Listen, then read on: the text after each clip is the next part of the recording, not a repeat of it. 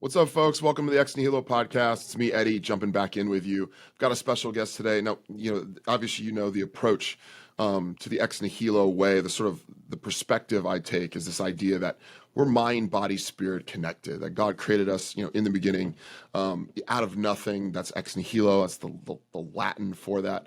And we have a guest that'll sort of help us unpack this concept and this idea. She's a nutritionist, Chelsea Blackbird. She runs a website. She's a Christian nutritionist that runs a website called The Christian Nutritionist, which is aptly named, like just straight down the middle. Like, let's not confuse people, right? And she also runs an excellent podcast called The Christian Health Club Podcast. That's how I got exposed to her. Chelsea, thanks for jumping on with me. Thank you. Thanks so much for having me. I'm happy to be here. You're gonna do amazing. You have an amazing show. I hope everybody checks out that show as well because it is so well done. But like for now, why don't we just start with your story? Because I think the way you got involved in being a nutritionist is fascinating. I think a lot of people resonate with that story.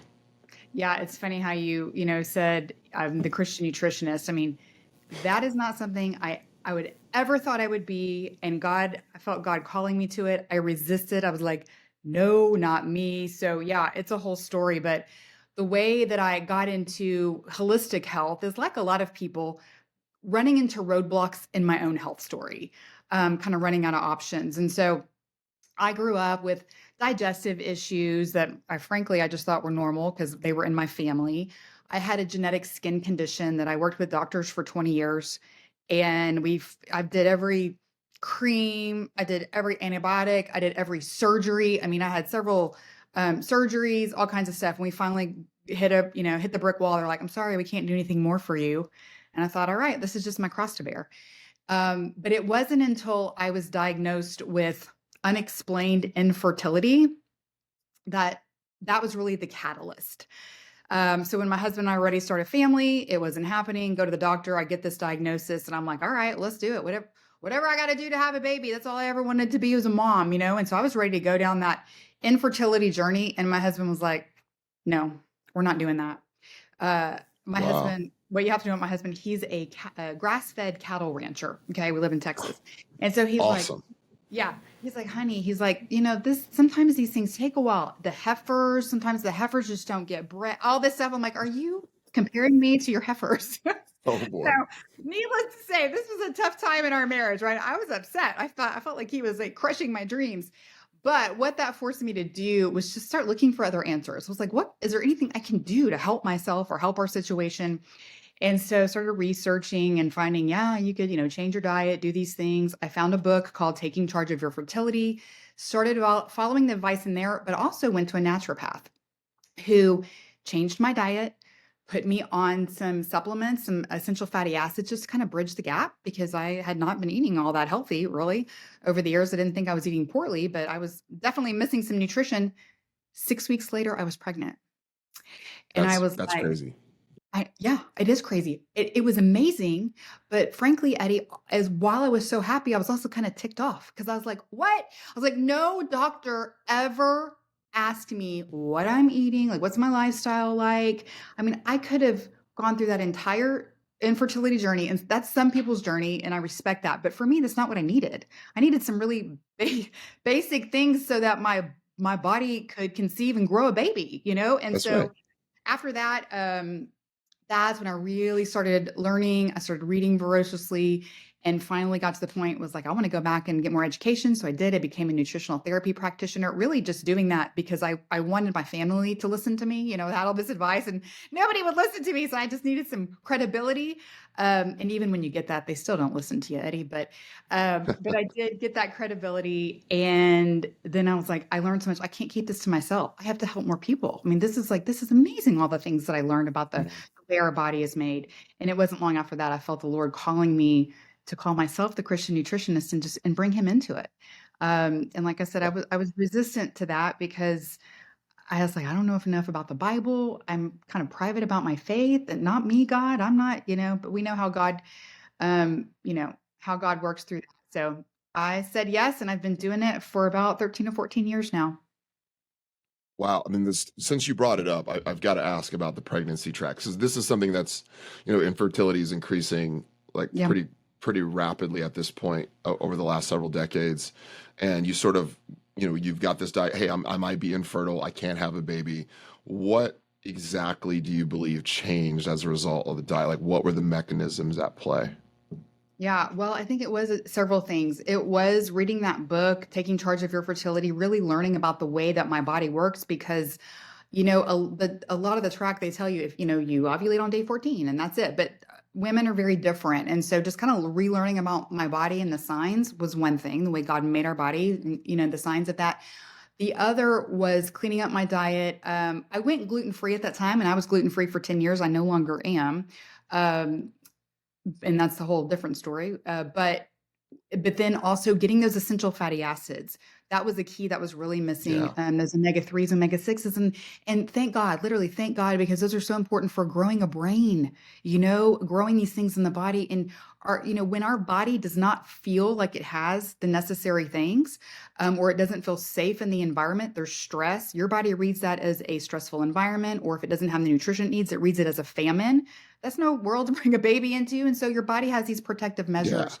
And that's why you hear a lot of times that people are stressed and they can't conceive and then they just kind of give up and then they conceive. Stress plays a big role. So there's a lot of things that go into it, but I think that doctors just jump the gun to the infertility route because they really don't learn how to check all these different, boxes. So I can see how you'd be frustrated if all you yeah. needed to do, I mean, it's not insignificant, was educate yourself. You started reading. You said, I'm gonna, make sure I'm getting in the proper types of fat into my diet, and then Mhm. I'm gonna not be so stressed out all the time.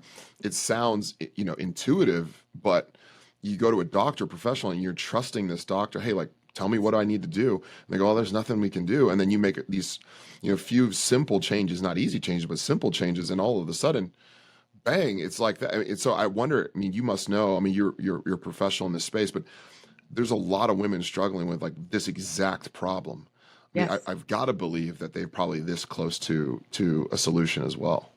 Yes, I think of that all the time. How many women, if they started where I am, I mean, maybe eventually they will need to, take more, medical intervention, but in most cases, nobody starts with, all right, let me change my diet, let me get proper sleep, let me reduce my stress, let me, all of these things, these very foundational things that our body needs to feel safe to be able to grow another human.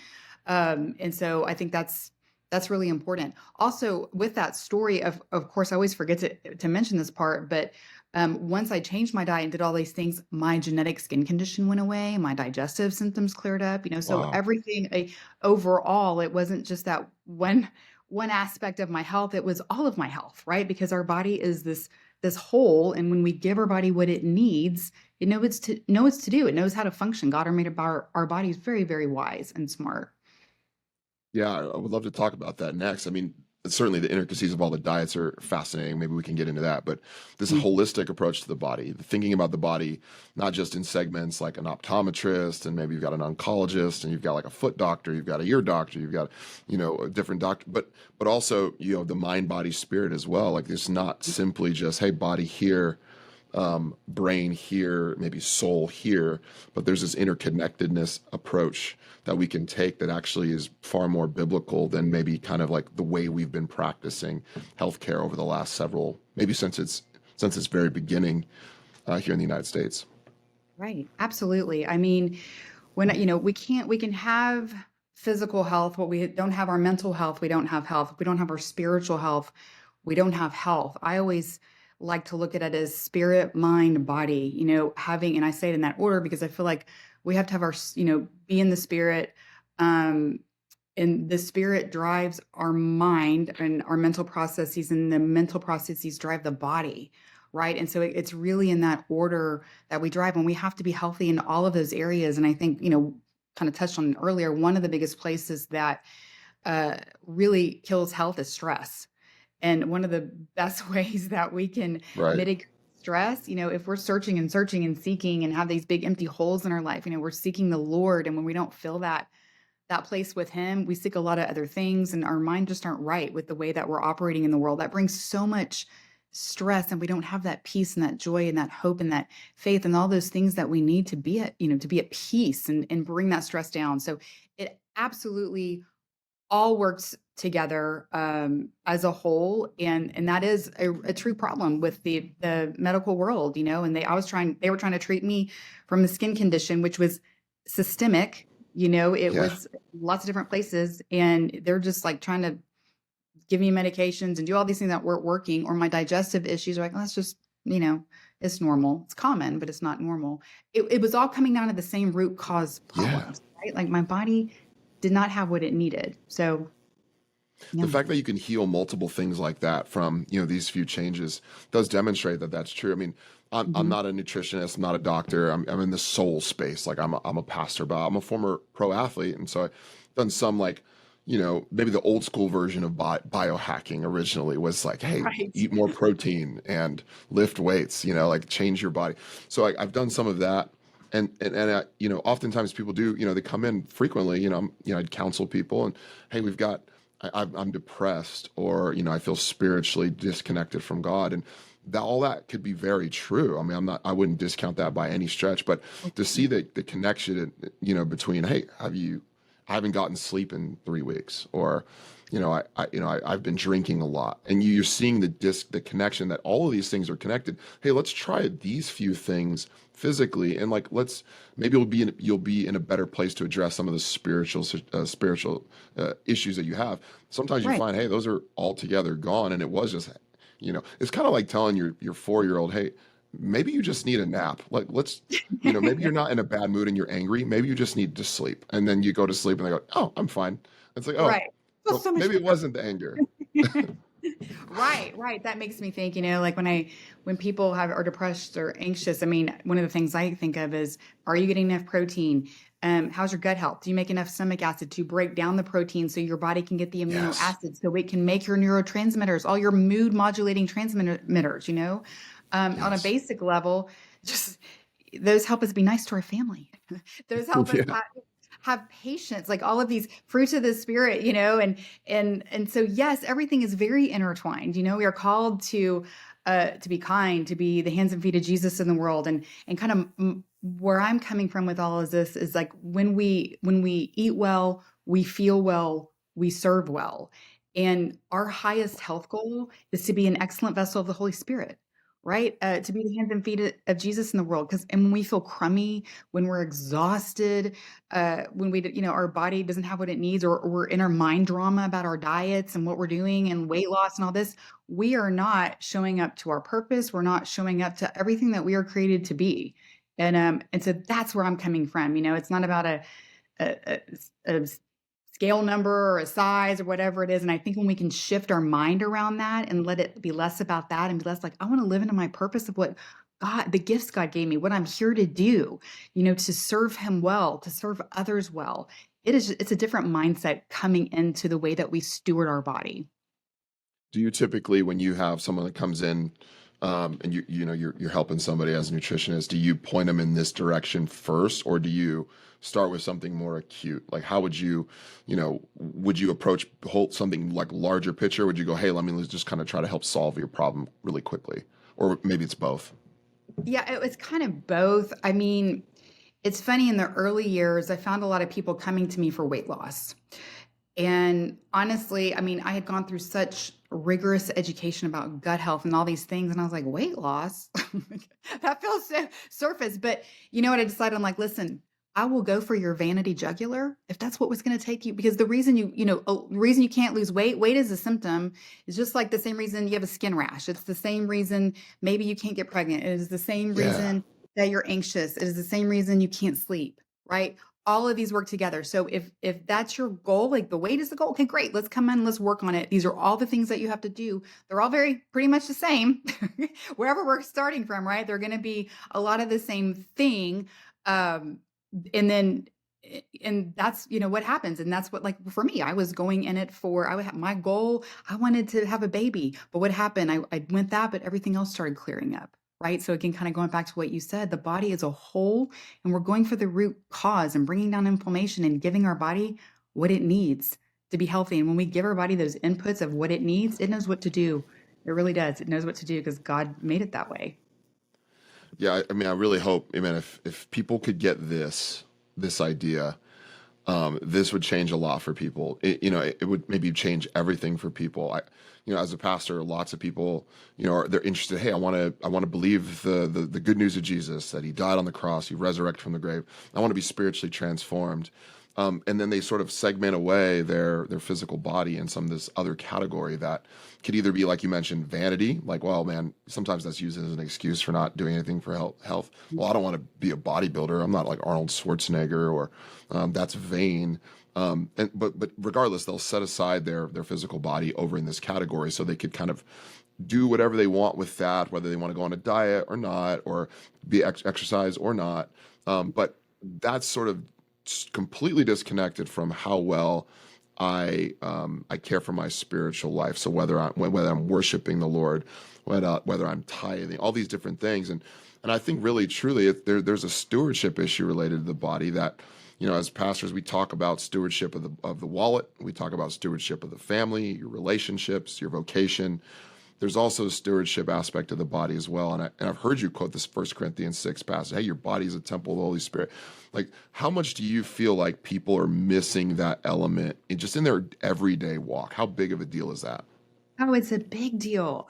Yeah, they don't connect that at all. And like I said, um, well, just for instance, let's think of all the people that are, pray for health, right? And they're in a really tough spot. They're in a really tough spot, all kinds of conditions and health issues, praying for health. And what I try to just share with people is like, listen, God has given you everything you need to be healthy, but you have to receive it. You have to step out and receive that gift. And then that's part of stewarding the body. And food is a big part of that, but it's not the only thing. There's a lot of things that go in with that. And I just think people disconnect those things. They Totally. disconnect that personal responsibility of treating and of feeding the body well. And then they'll pray for healing. And it always reminds me, that story of the guy that's on the roof and, it's in a flood and, he's praying to God, save me, save me. And somebody sends the rowboat and then somebody sends, the speedboat, somebody sends the plane. And he's like, oh no, God's going to save me. God's going to save me. And then he drowned and dies and Right. goes up.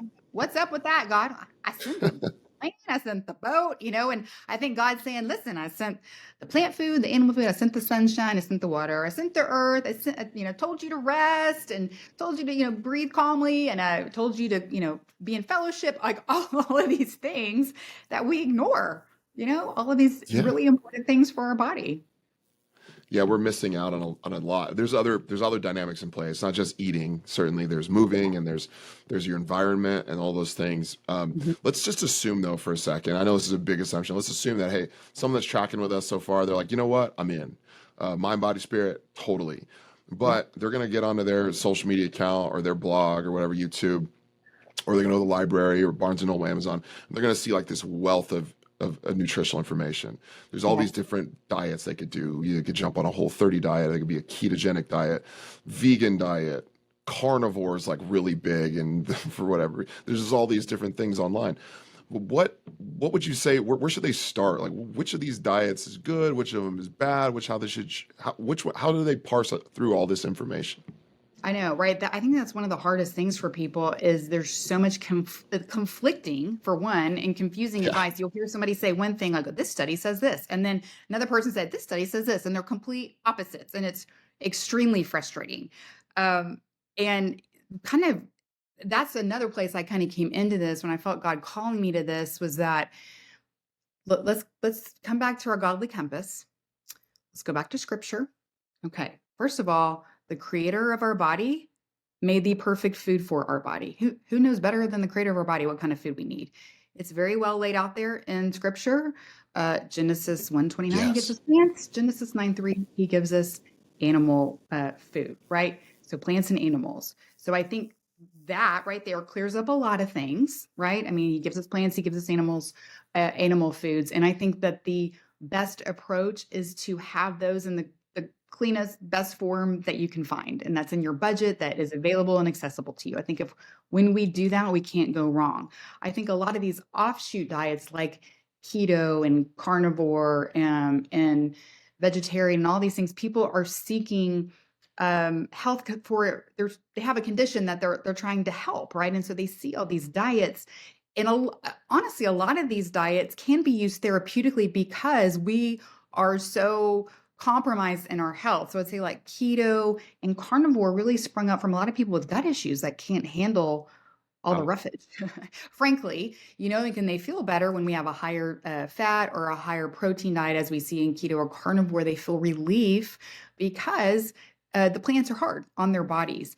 And then we have, our vegetarians, and that can be used therapeutically for a while, but in the long run, you're missing out on a lot of really important key nutrients, and that it starts happening later, like our hair falls out, or we're losing Oh, muscle, wow. or all these things, right? So really, if we can come back around and just look at what God has given us, the foods He has given us to eat, I mean, that's really should be our compass for how we eat. I love that. Yeah, we always tell people, eat food as close to the way God made it as possible, Mhm. if that's at all possible. Certainly, food's processed, like cooking is a form of process. It's not just about processed, but can you avoid those, synthetic foods, those genetically modified foods? Can you avoid anything that's like pasteurized or some version of like antibiotics, hormones pumped to it? But I got to ask this Yeah. question because this is a question I get constantly, both as a Okay. pastor and as someone who just happens to be online, regular dude online who talks about food. Didn't God make mankind, like, aren't we made to be like vegetarians or vegans? Like, there was just like plants in the Garden of Adam and Eve. Shouldn't we just only do that? What do you say Yeah. as the Christian nutritionist? I get this as well, which is why I always go back to that. I'm like, yes, we started out in the garden. The rest of that story is that we were removed from the garden. We didn't stay there, okay? And so God gave us animal foods, and thank God He did this. And there could be a lot of reasons, and we don't know all the reasons why He did that. I do think, I believe Scripture says, I think when Jesus comes back, maybe we will go back to being vegetarians, only eating plant food. There will be no killing. The lion will lie down with the lamb. I mean, it kind of insinuates that, right? But here we are in this messy middle, okay?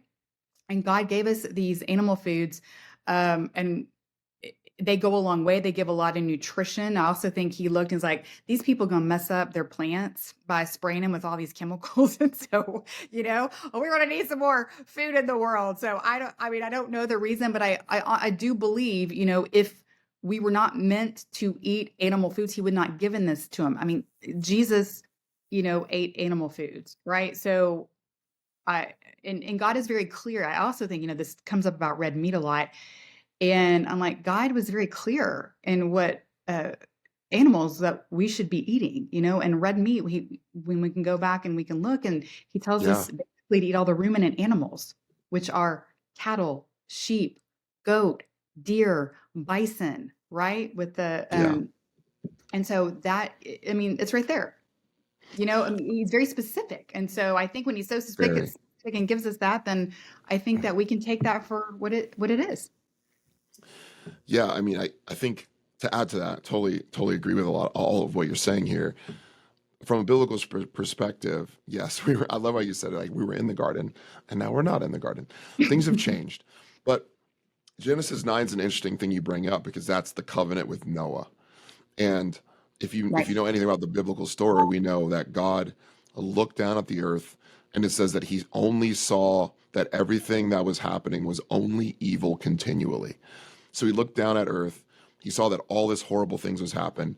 It had grieved God. And so the flood happens, Right. and Noah's preserved, he and his family. They get off the ark, and then God says to Noah, hey, everything I've given you is for food. So that includes the green plants.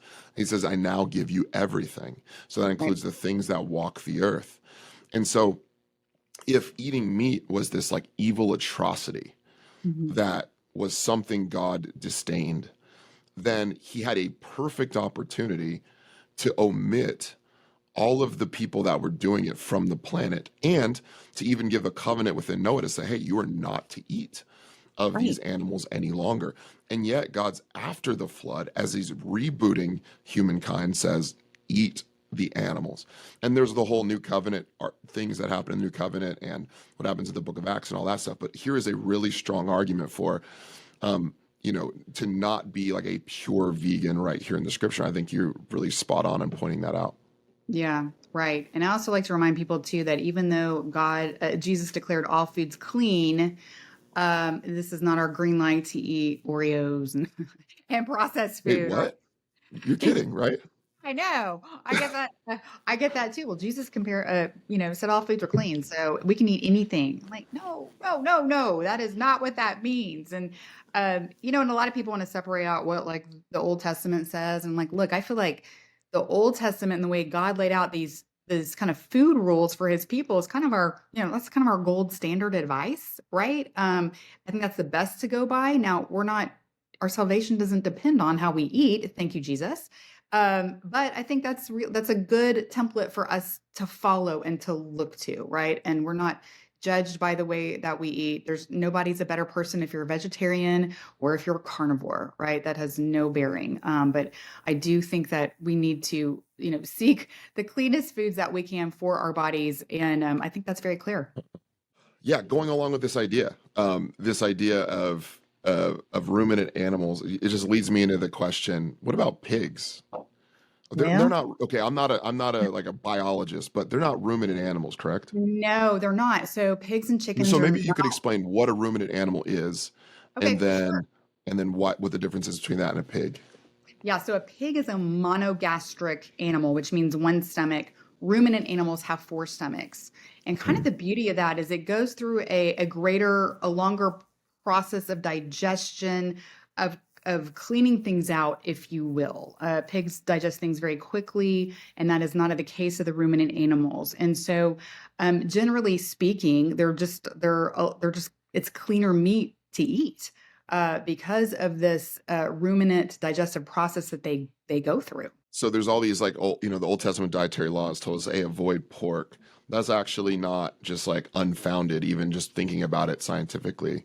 Is Yeah. what you sounds like what you're saying. Yeah, Yeah. exactly, exactly. And again, Jesus, we're not judged if we eat pork. I do love me some bacon, Eddie, but but yeah, it does make me pause, and I don't eat a lot of pork because it makes me think of that, and it's interesting when I'm advising people on when they're getting meats and what's the best kind of meat to eat. Now, listen, my husband's a grass-fed cattle rancher, right? So I'm like, I think Yeah. grass-fed beef is the healthiest for you. But if you're at the grocery store and budget is an issue, which what's not a budget issue in today's age in these modern times. But I always say, listen, if you can only spring for a higher quality of one meat, spring for the chicken, spring for the pork, and go with more conventional beef because of that ruminant process, right? It's going to be a cleaner cut if you're going conventional beef. If you have to pick and choose, buy the higher quality chicken.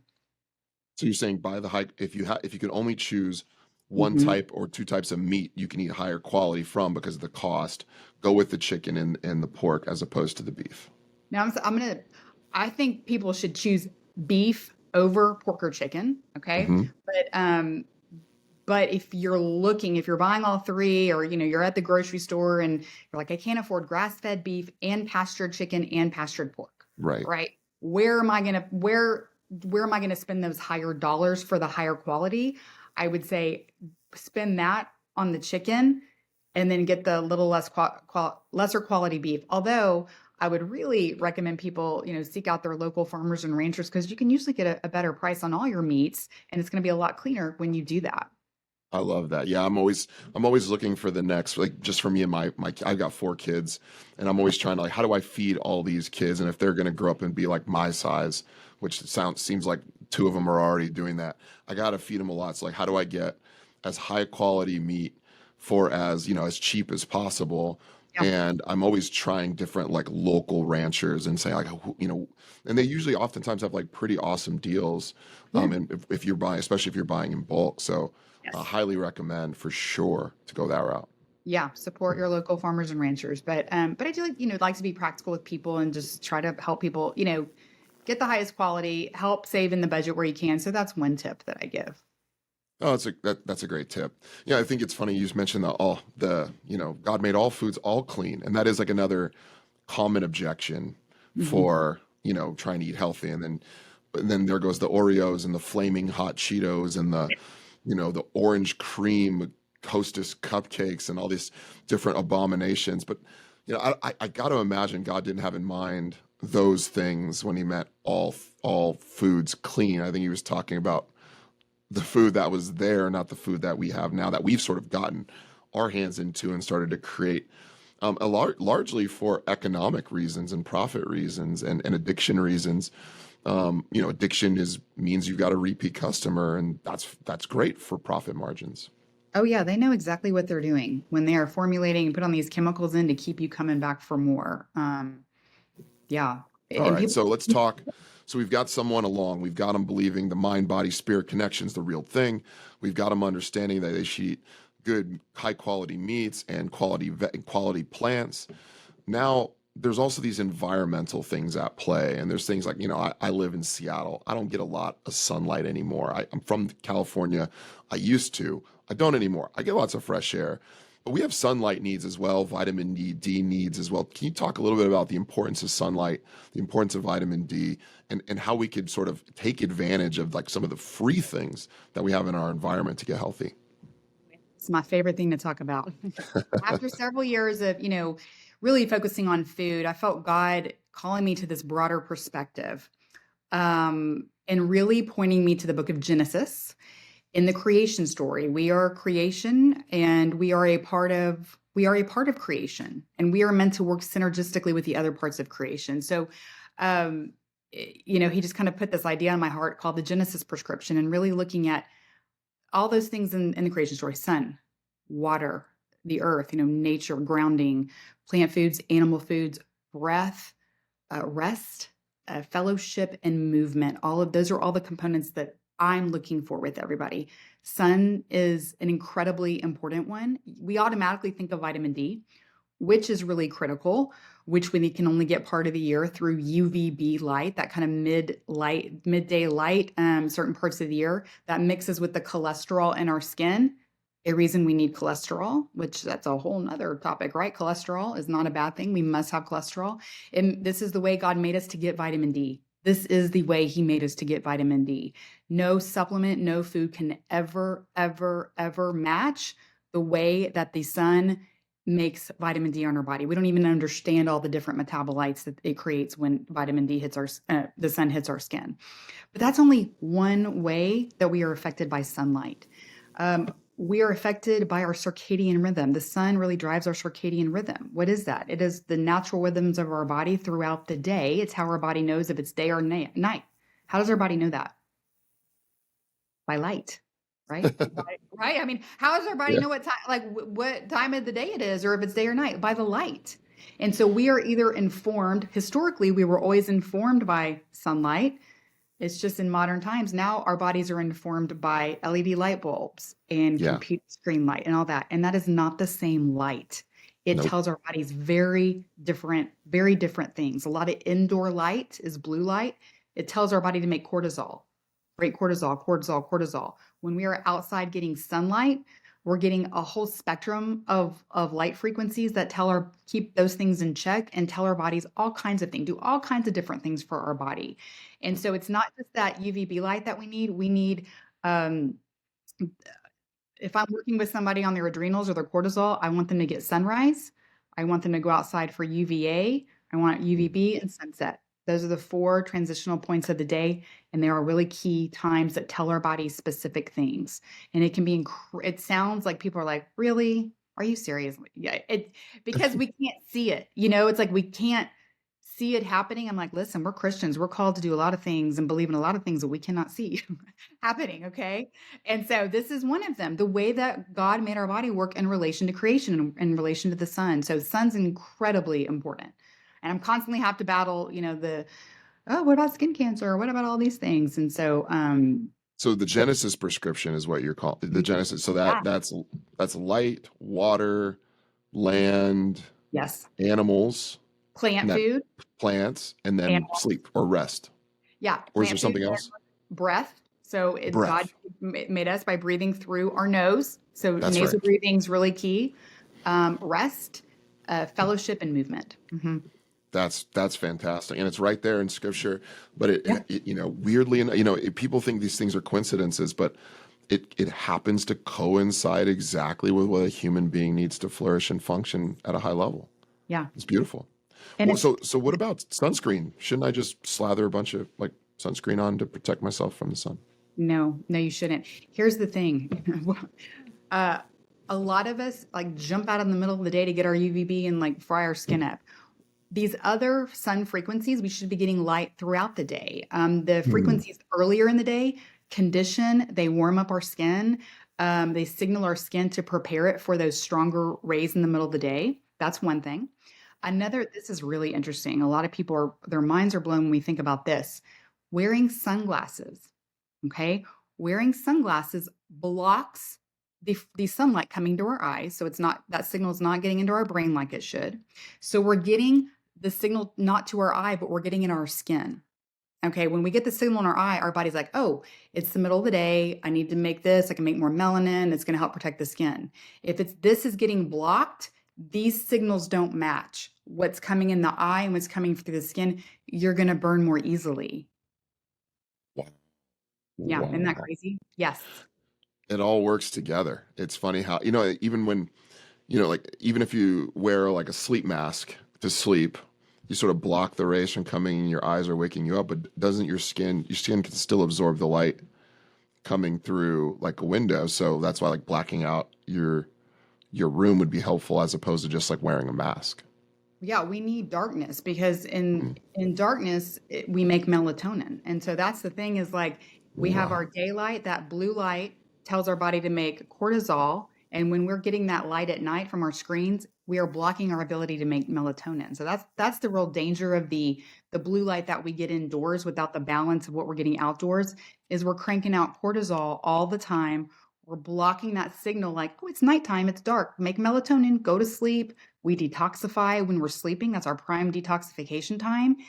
All that is compromised by lighting, which is just blows your mind. So, food is a huge piece of what we need, but there are other factors to explore here.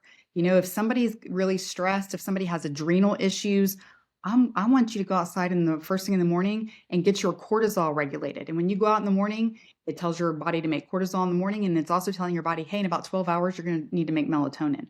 All this signaling is happening based on sunlight. So there's just so much to it. And it's exciting for me always to, be hearing from God and making these connections. But I do like to just tell people that it's the whole package. It's lifestyle and it's food. So since we're living in this like junk light world, Yeah. what are some things we can do to sort of mitigate the effects of like what I guess I should ask back up and ask one more question. Like what is the negative effects of so much junk light, if any? And then how do I mitigate those negative effects, knowing the fact that, hey, I might have an office job or I might work indoors a lot? Yeah, so good question because we do live these modern lives and we can't live outside all day long, unfortunately. But the real problem is the blue light. So when we get blue light outside, which we do get during the day, it is our signal to make cortisol. It is buffered by red light, infrared light, this whole entire spectrum. When we are inside under LED light bulbs, under our screens, this is primarily blue light that we're getting, and it's basically signaling our body that it's noon. Hmm. So if it's 9 o'clock at night and you're looking at your phone, it's like you're telling your body it's noon. Oh, you need to make cortisol because we need cortisol during the day to be awake.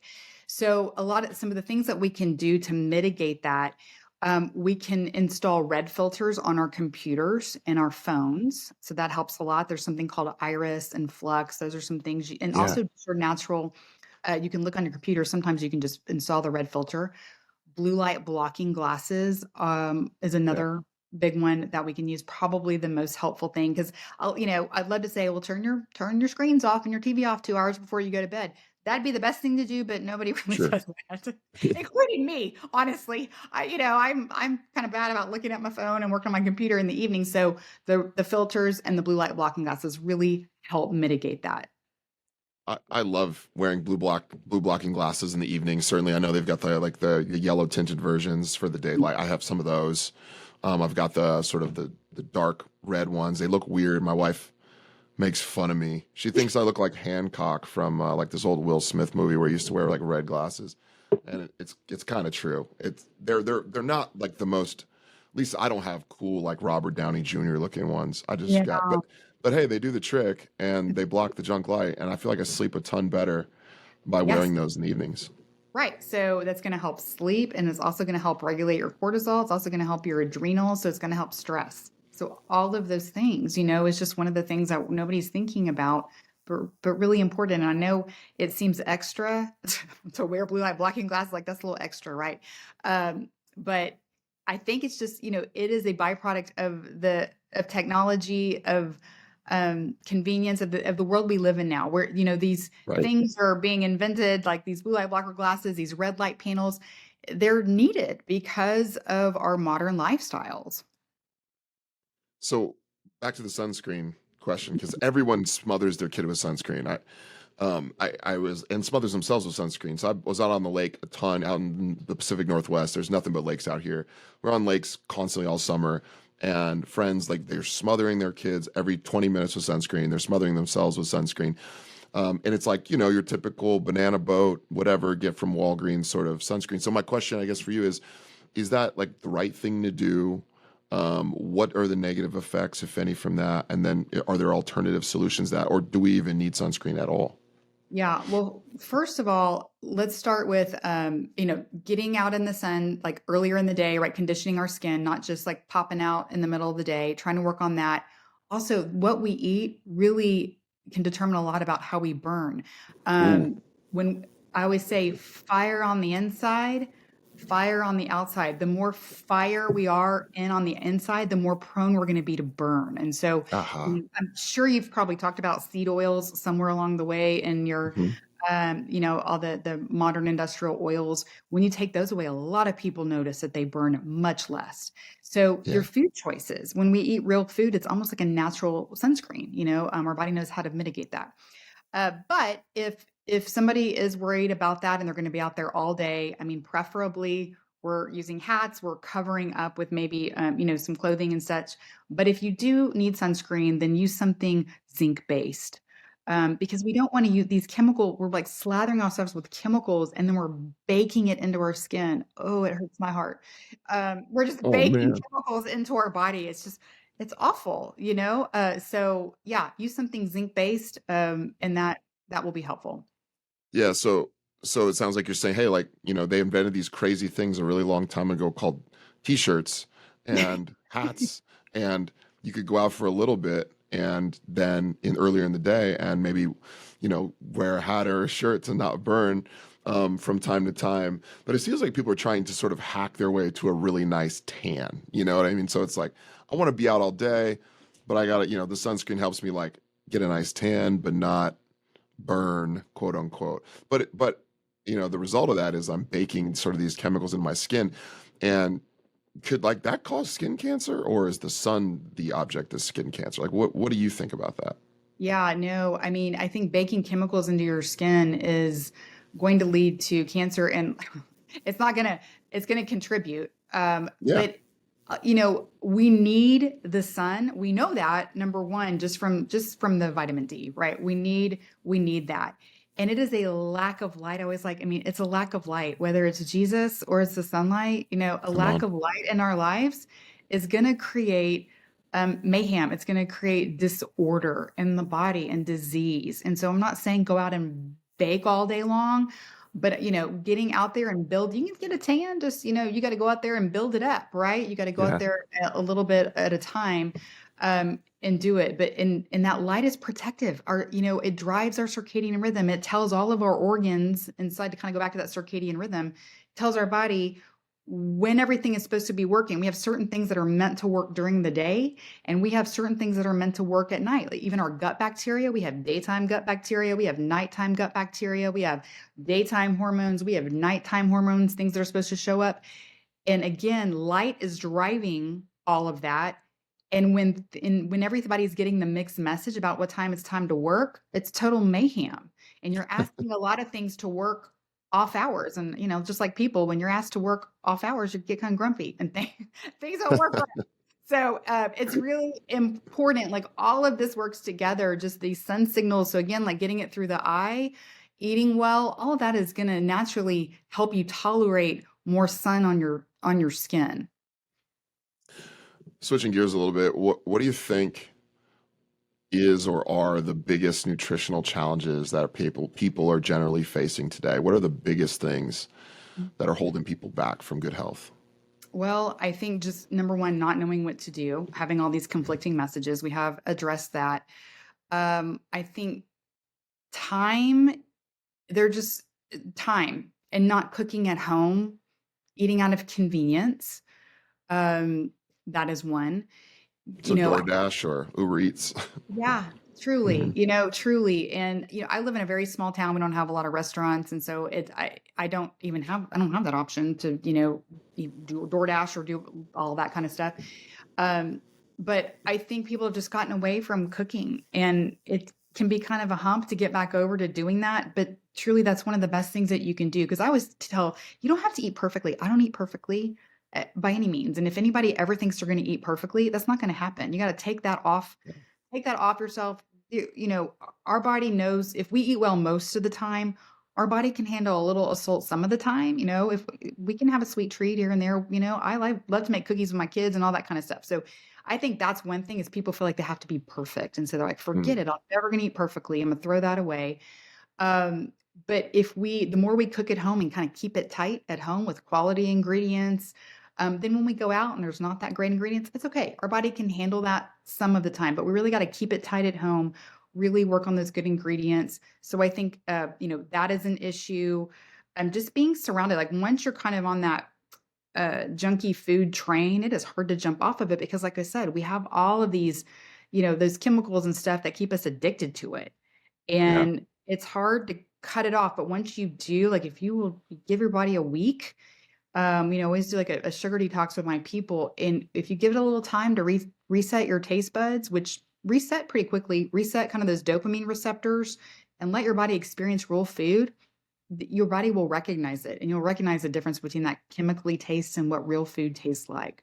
Um, so, I think those are some challenges. And of course, the lifestyle challenges. We're indoor all the time. We can't get out outside. You have to be intentional.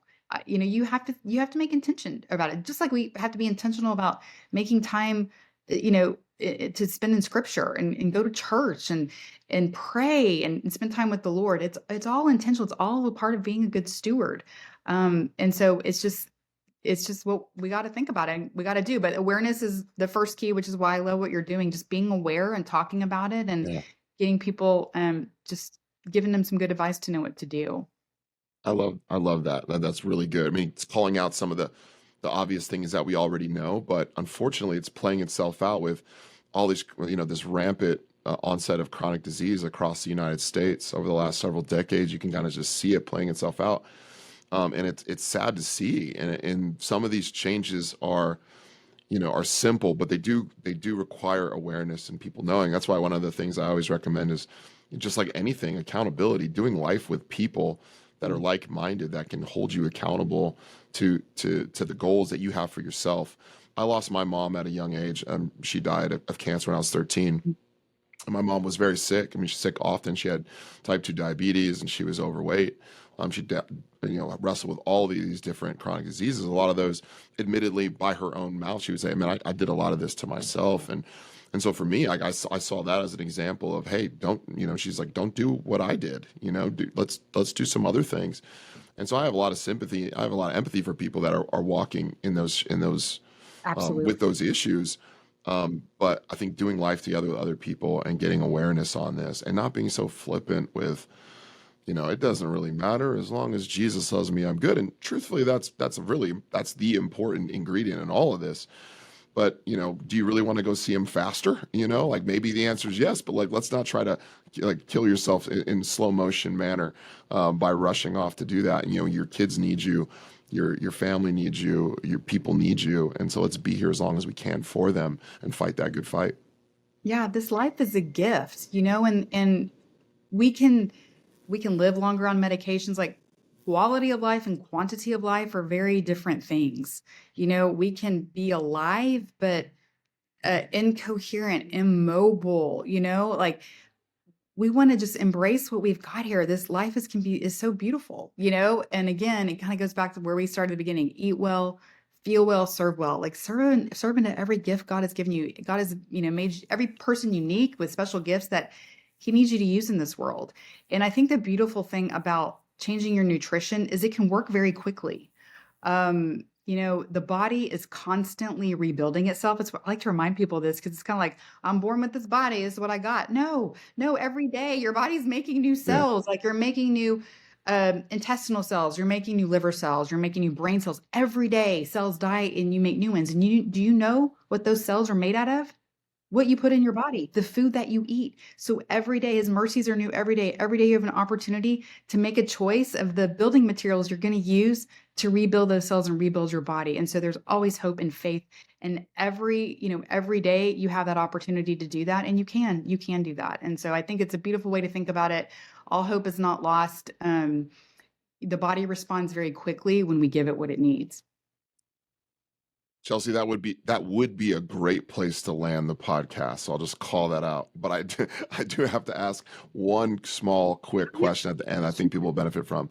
I always have these weird kicks I get on where as it relates to biohacking or health hacking. What's your favorite like health hack thing you're doing right now that you're really enjoying that people should know about? Okay, well, I just got I've had red light panels for a long time, but I just got this little red infrared light box and I Mm, love it. I love it because I do have the panels, but you have to go stand in front of them. This right. thing is like I can put it in a room, so it brings in some of that red and infrared light, which is what we're missing from our indoor lighting. I can put it on my gut, I put it on my thyroid. It's just easy to use. I can take it to my kids, put it on your sore muscle. I'm just loving it. It's so handy. So that right now, that is my favorite thing that I'm using. You got to send me the link or something so I could throw that Oh, in the show notes for people to okay. pick up because I'm sure somebody's going to email me and be like, hey, where can I get that thing? So, Oh and I yeah. want to check it out too, just selfishly. Okay. I will. Yeah, it's very, very handy. It's a good place to start. It's not as intimidating as trying to like deal with big light panels. So Yeah, good. that's Yeah. right. So, where can people find out more about what you do? How can they get in touch with you if they want to? Where can they follow you online? Sure. So I'm the Christian Nutritionist everywhere, Instagram, Facebook, my website. I have a podcast called the Christian Health Club podcast. So that's something. And then we also, I'm the co-founder of the School of Christian Health and Nutrition. So one thing, Eddie, is that I felt God calling me, like, there's just not enough people doing what we do in the world. Like, and we need more practitioners and people doing this influence. So now we Yes. train Christian health practitioners in our school to get out in the world and teach more people about the good news about the way God made our body. That is super cool. I'm going to put a link to all that stuff. And I did see that on your website. I'm going to put a link to all of this stuff in the show notes for people that should go follow Chelsea. So go check out the christiannutritionist.com, the Christian Health Club podcast. I totally recommend. And everything else you heard about will be in the show notes. Chelsea, thank you so much for being on with me. Thank you so much. I appreciate it.